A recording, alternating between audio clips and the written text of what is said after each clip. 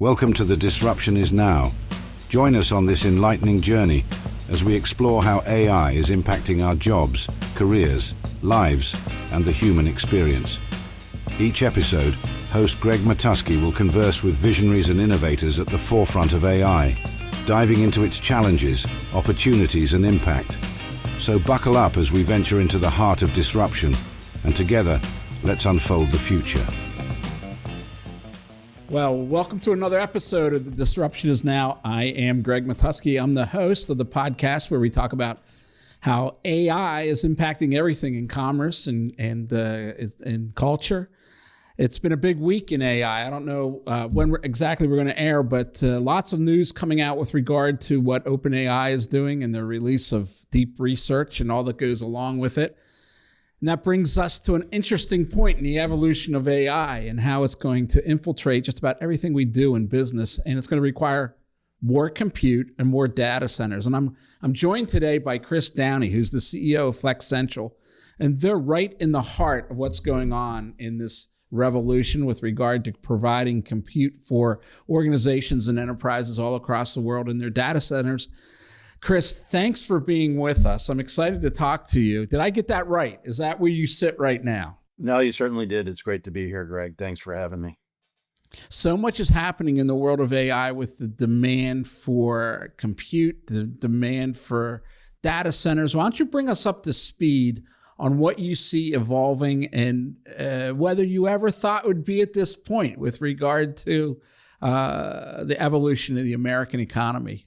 Yeah, sure. So I guess small snippet on Flexential. You know, we own and operate really a national platform of data centers. We have 41 data centers across 19 U.S. markets. And so, you know, the reach of the platform has enabled our ability to participate in this really dynamic conversation. You know, data centers are really the essential foundation for what's going on in AI. Data centers house mission critical infrastructure for technology companies, enterprises, but, you know, really they're environments where there's a massive amount of data that's being crunched, you know, if you will, to enable a lot of the applications that we use every day. And so it's really where the digital brain of AI is evolving.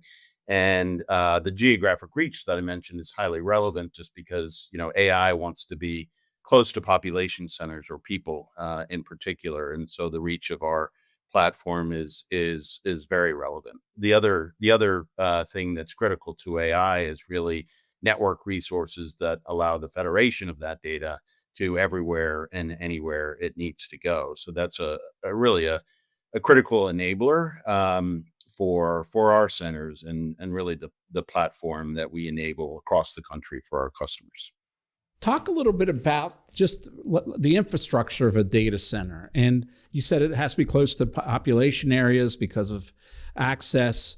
What do they look like today and how are they evolving?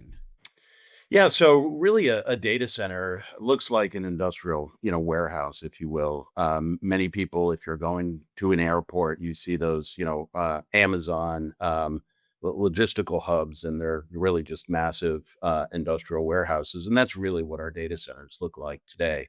And data centers, though, are really the infrastructure ensures that the data center is, you know, really has 24 by forever uptime. And so, you know, the applications that our customers are running, you know, really run every second of every day. And so we provide infrastructure in the form of power generation, but also power redundancy that enables the resiliency that our customers need, but really what their end customers expect. The other key component, and you mentioned proximity to population centers, really it's about latency. So if you think about, you know, whether you're using ChatGPT or any app that's on these small computers that we hold in our hands every day, we expect instantaneous, you know, information, instantaneous response. It's key to our customers, their end customers' satisfaction. And so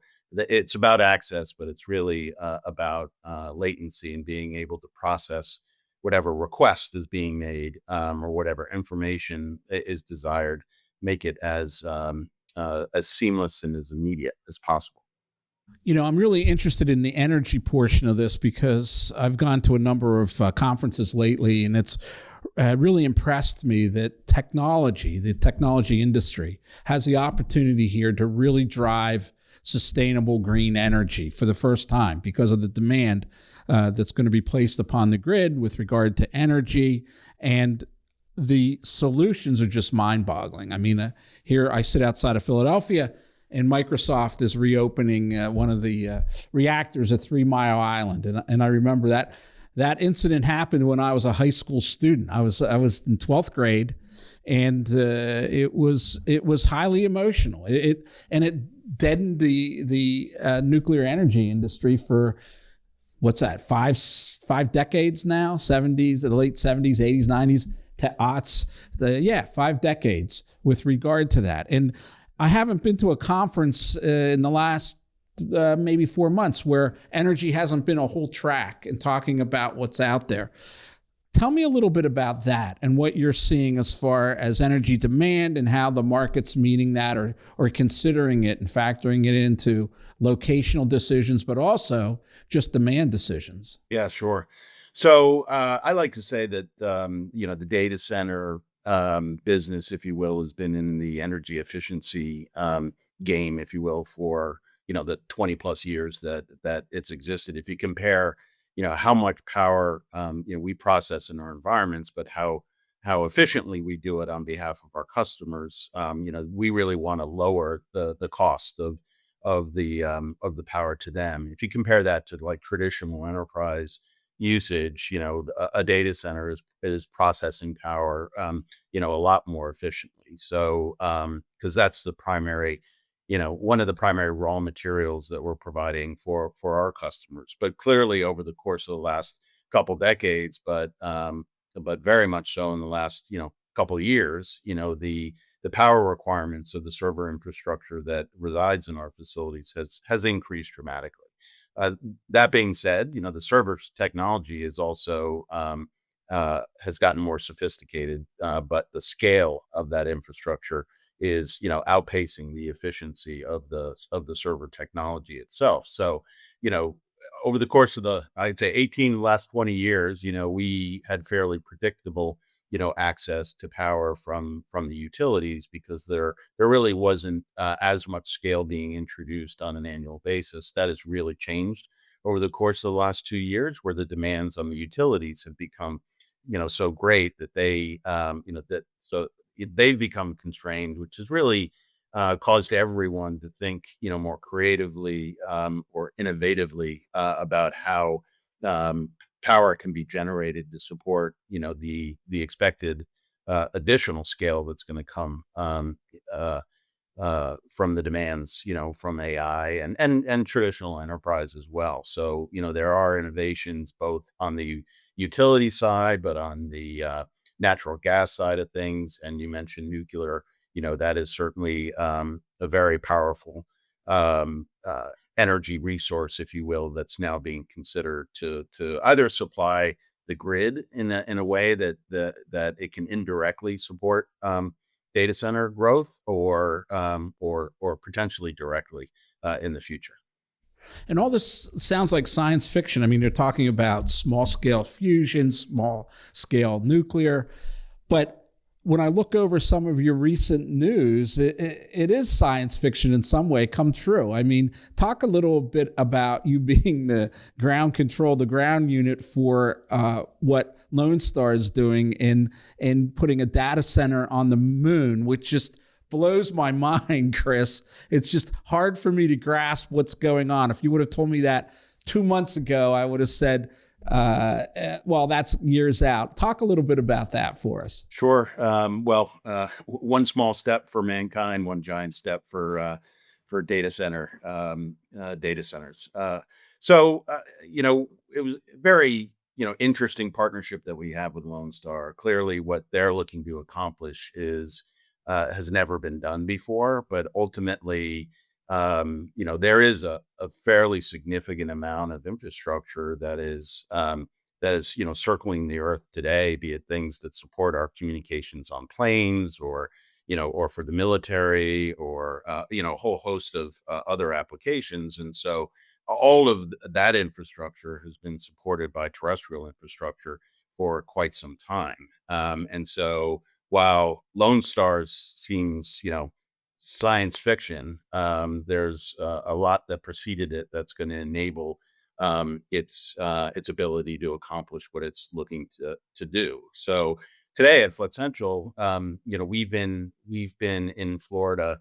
and with proximity to the Florida Space Coast for 20 years, and so many many things space related have been supported by our the terrestrial infrastructure that needs to reside in the data center, given all the resiliency things that I talked about before. So we support terrestrial infrastructure for companies like Viasat, or others, satellite operations or launch vehicle operations, and so we've been doing this for quite some time now. The novel thing that Lone Star is looking to accomplish is actually put infrastructure on the moon, which is not terribly far Can you away. just say that again? I mean, we're talking about things that I couldn't have conceived of before the AI revolution. So they're putting infrastructure on the moon in the way of CPU, GPU. What are they doing exactly? Yeah, no, they're putting compute infrastructure on the moon that's going to store vast amounts of data for a whole host of governmental and enterprise requirements. I mean, one of the things that, quite frankly, I didn't appreciate when I was introduced to Lone Star is that clearly the moon offers environmentals that can, from a cooling perspective, that the infrastructure can operate there, but the data sovereignty issues that the world faces today is just one reason why infrastructure in that environment solves a lot of the issues there. So even in the U.S., one state may not necessarily want to replicate their storage of their data to another state, let alone the U.S. to Canada, or the European countries. So the anchor customers of Lone Star are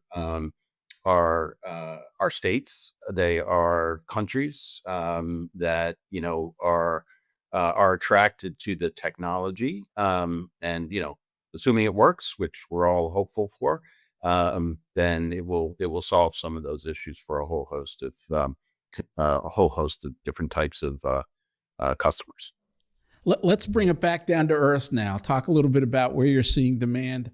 I understand that academia is an emerging role and something that you wouldn't immediately see, but the demand on college campuses from academics, from research, from medical schools, from student use.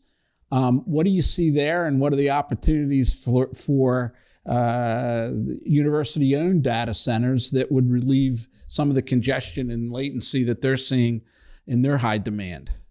Yeah, so we've been supporting universities and colleges for quite some time. They are obviously focal points for research on a whole lot of fronts. Be it health or computing itself, and so they've had a need for robust compute, but that in particular with things like AI are becoming increasingly robust, and so we've been supporting them with really scalable and secure infrastructure to focus on those critical research applications, if you will, that have the opportunity to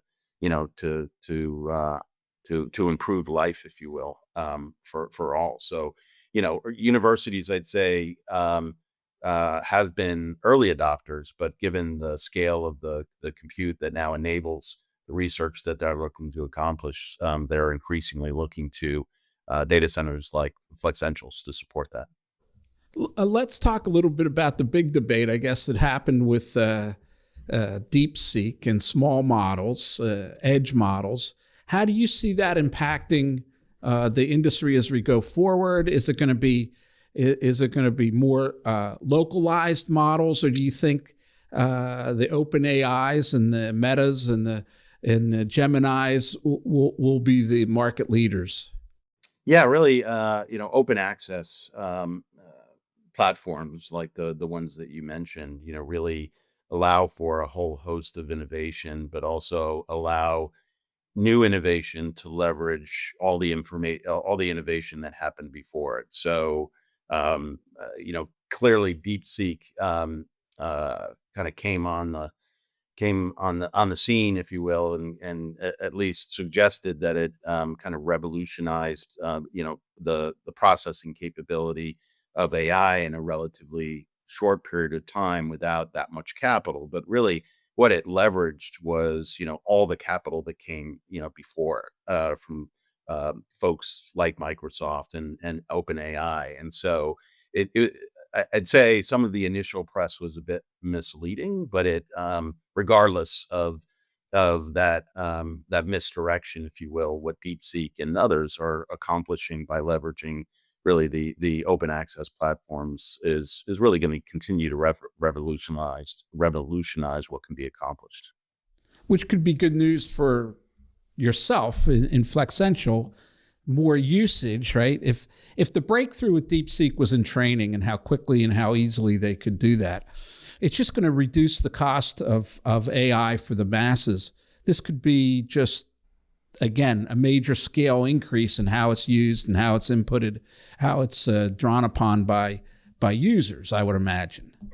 Yeah, no, definitely. It's really the democratization, if you will, of AI, and then the availability for use by every enterprise or individual on the planet. And so um, that's certainly going to lead to increased usage, which obviously we support in our centers. So we look forward to those continued innovations, and the continued reach, if you will, of AI. You talked about training, and what we've done in AI is less about large scale training, but it's really about the compute necessary for the kind of the inferencing part of AI. It's about the access, and it's about where the data needs to go after it's been trained. And so both our data centers being distributed, but also close to major population centers, and our network allows critical federation of that data anywhere and everywhere it needs to go.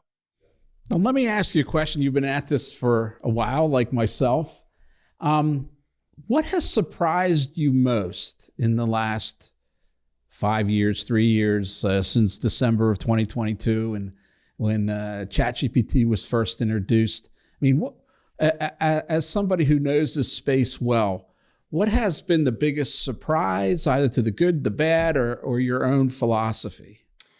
Yeah, so I've been in the industry for 20 years now. And what I tell people is that for 18 of those years, we were fortunate that the demands on data centers, continue to increase every year on the year. And the data center, industry, not only proved its value, for all those relying on digital infrastructure, but we also proved our resilience through a lot of periods of crisis, be it a financial crisis or otherwise, or things like COVID, as an example. Really, the not only did the industry fare well during those time periods, but it uh, it had the residual effect of showing that digital infrastructure was even more important, and things really accelerated after every major crisis the industry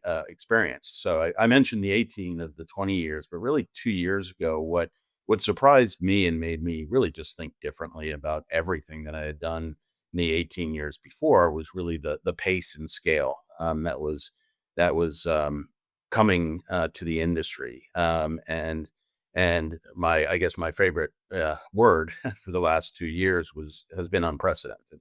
In that everything that I was beginning to see happen was very different than anything that I experienced before, in terms of the demand outstripping the supply. So, and that demand supply imbalance impacting pricing, impacting consumption, because we're actually pre-selling most of our environments, well in advance of delivery.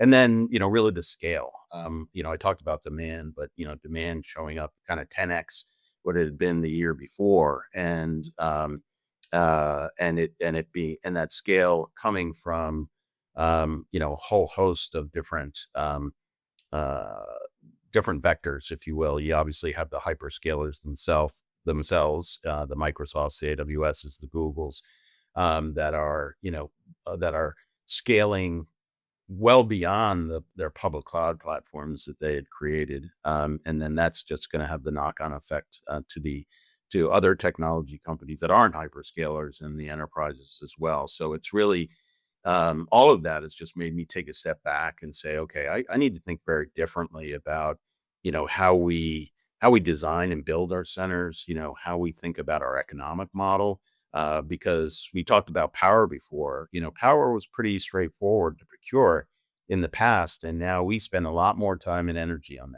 that front. No pun intended there.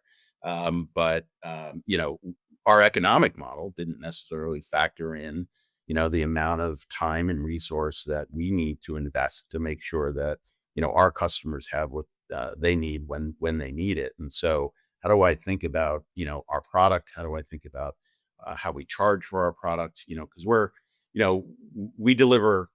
focused on the kind of enhancing and delivering more value to our customers year in and year out. We're not in the business of kind of subsidizing cost structures on behalf of our customers. So how do we think differently? And I'm pretty confident I'm not alone in kind of reassessing, if you will, how we need to approach our business. Well, I think that's a really interesting point, Chris, that and I think that's the one takeaway I've had from the revolution is how it touches so many different parts of our lives. And you say now energy is something you've never really taken into deep consideration as a developer of data centers. But it really is kind of the nexus, AI, of so much of what we've known and what we've done. I mean, I talk to people on the podcast all across the world. I mean, some of them are machine learning PhDs, and they're involved with how the human brain processes information and how to emulate that. And then in the world of data centers, it's taking in the elements of energy and real estate and all kinds of considerations that were at a slower pace, but now have to be front and center. So it just amazes me that we're at this point. I think it's the most interesting point I've ever been in my life, because I'm a communicator, and it impacts human communications and understanding and relationships and storytelling and how we move forward from here in a paradigm that never existed before. Stop and think about it. For 300,000 years, it's only been humans telling stories, and now machines have the capability of that. So it gives me the opportunity to sit down with people like you, who maybe 5 years ago I'd have very little to talk to you about, and today, you're the backbone, you're the foundation of all that we do. As far as when we pick up our computer and maybe create a video using NVIDIA, or we use ChatGPT. So, very interesting conversation. I want to thank you for being with us. Best of luck.